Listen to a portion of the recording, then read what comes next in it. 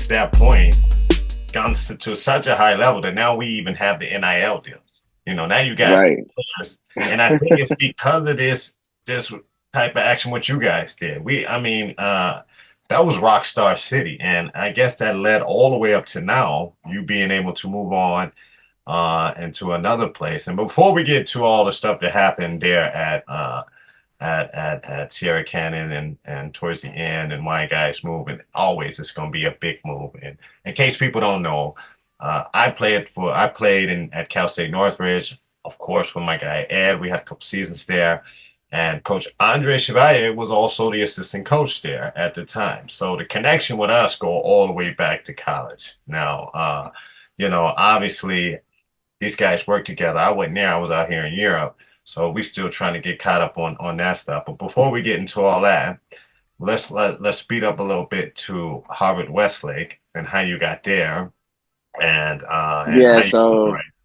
yeah. So Harvard Westlake came an opportunity just because it was just like I just believe it was just a time for a change for me. Like I was at Sierra Kane for 10 years. You know, I felt like I did everything I possibly can over there. I learned a lot over there. I still love the school and everything, love the program and the kids and stuff. But I just felt like it was something that I just needed a time for a change, a new challenge. So Harvard Westlake came into like, in light and everything came down, and I had a conversation with David Rabibo, who's the head coach over there. And so once we had our conversation, we felt like it was going to be a good thing for me to come join the staff. And man, he wasn't lying, man. Yeah. That dude can coach like at every aspect of him being a coach. Like Hmm. he fits it to a T. Like I don't think like I think highly of him as his basketball mind, how he approaches the game, how he's able to communicate with the kids and relate to the kids, how he deals with certain situations. Um, you know, I ain't even talking about the X and O's and how he built the culture over there at that school, with the basketball program. And so just my last year over there, we ended up winning the California State Championship and being number one in California. We ended up finishing number 3 in the country. This Crazy. guy like could coach his butt off. And I How learned crazy so is much that from for him you? within the How year. crazy is that for you to see as a high caliber? Let's say you were a high caliber player, played D1. You were probably one of the most unstoppable little guys I knew at the time, and being able to you know play and coach a lot of, let's say, top prospects, a lot of big time players, especially in the internet days. Dudes get more hype off a highlight than they really are. You know what I'm saying? So you got to deal with Nah, that for also. sure, for sure. You know what I'm saying? So Yeah, nah, definitely. it must be crazy for you to Oh get yeah. all that experience in the last few years and to see where do you see yourself in the next, let's say, 10 years? You personally. Ooh, man, I don't know, man. I just try to just there's certain goals that I've been trying to reach and stuff. Like one of my goals that I started and stuff is to start my own skills academy. So I started my own skills academy. And it was just for me to like just teach the game. It wasn't me like, all right, let me just be a coach and let's go travel and coach. I do that enough, with the high school team and then with the club team. But I wanted to do something where could just teach the game and then I could try to touch as many kids as I can, so I only deal with the 3rd through 8th grade boys and girls. So I just started that. So, I want to be able to do that and, hopefully in due time that I could reach. Like I could have one in California. I could do something in Vegas. I could do something, Get in you a shot Texas here or in something. Europe. And then I could come down to Europe and do some stuff, right? So, I want to touch as many people as I can just by teaching the game, just, from my experience and stuff and hope push the game forward. So that's one of my goals right now. And then as far as like coaching career, I don't know, man. Whatever opportunity comes my way and stuff, I want to make sure I'm be ready for it. So, I don't know if it's going to be still at the high school level, college, or maybe the league or something. But I definitely just want to just push myself to just become, to be the best version of myself. But the Skills Academy is something that I'm very like focused and locked in on right now. Well, I can see you with the biggest skills academy, or at least one of the bigs, and also set up in Europe. And I can see you probably sitting somewhere on the NBA bench, but that's just me. I'm a little bit biased. I think my dog is not, you know what I'm Nah, I saying? appreciate that, bro.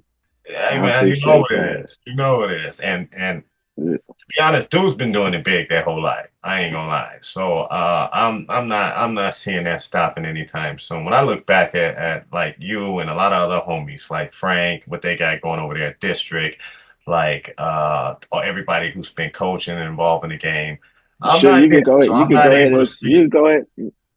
Nah, but you could go ahead and say, look, man, people don't know, man, or they do know. The younger generation need to know like how tough you were, man. Like I don't care what anybody says, you dominated at the collegiate level. You, Yeah, appreciate you, I'm not man. saying I ain't telling you. I ain't saying that you played great. I'm telling you, you dominated. Hey Like man, you I appreciate it. dominated. You worked your way from tearing your ACL, from that to working your butt off, getting back and getting bigger, stronger, faster. Your IQ was off the charts. You led the country in assists. Ain't too many people in this world can say I led the country in any category. So not only did you lead your country in assists, you led the country in assists, you led the conference in assists, and you got buckets, bro. and, And and like, I appreciate you. I appreciate you because yeah, at that nah, time. dog, you could hoop, bro. Like you was like, and I tell people to this day, bro, like you was a pro.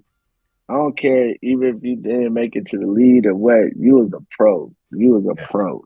And everybody that played against you knew that. And they knew that. Whoever played against you always remember, man, Marcus Card, man, that dude was tough, man. I had to get some rest the night before to play against him. And I used I to have to deal with it. I had to deal with you every day in practice, man. I was thinking the same thing. I had to deal with you. I was like, yeah. And we It's was like roommates. We we seen each other at the like, house. oh man, we see each other at the house, and it's like, oh man, I got all right, man. What And was now I gotta crazy was go all three of against the him now. point It's like, guards, all three of us, me, you, and Key, was in the same crib. So we battled in practice, except for Craig Calloway. I don't know if he was there. He right, couldn't. right, But we battled in practice, and we go home eating dinner, chilling and playing right, video right, games. But that was a crazy time. That was the crazy, and that's why we here now, and that's why it was. That's why I was like, this is a dope. Me hoops, Marcus and Ed. We talking about you. We talking about me. We talking about high school hoops. And I think, man, since we started there, since we was able to start young, go through the high school route, go through the college route. A little bit pro. I went overseas. I didn't go to the NBA and stuff like that. Everything happened for a good reason. Everything right, happened for a right, good reason. And I was always happy that I was able to play on the level I was able to play. And it was only because of y'all.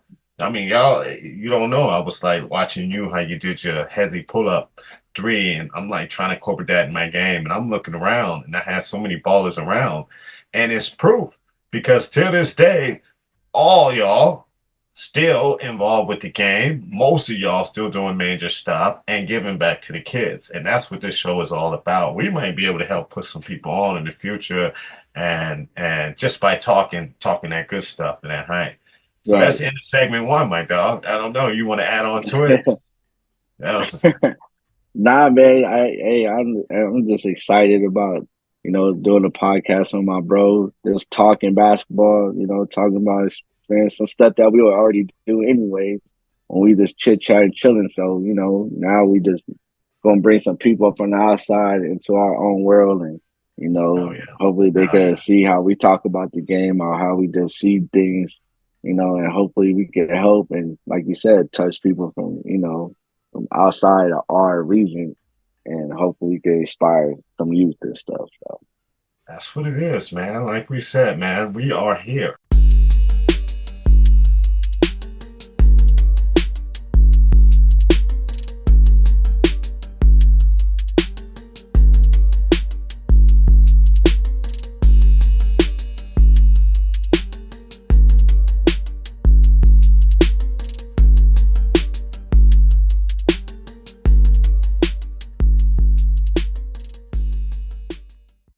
Slam on that mother subscribe button, hit the like, and shut up.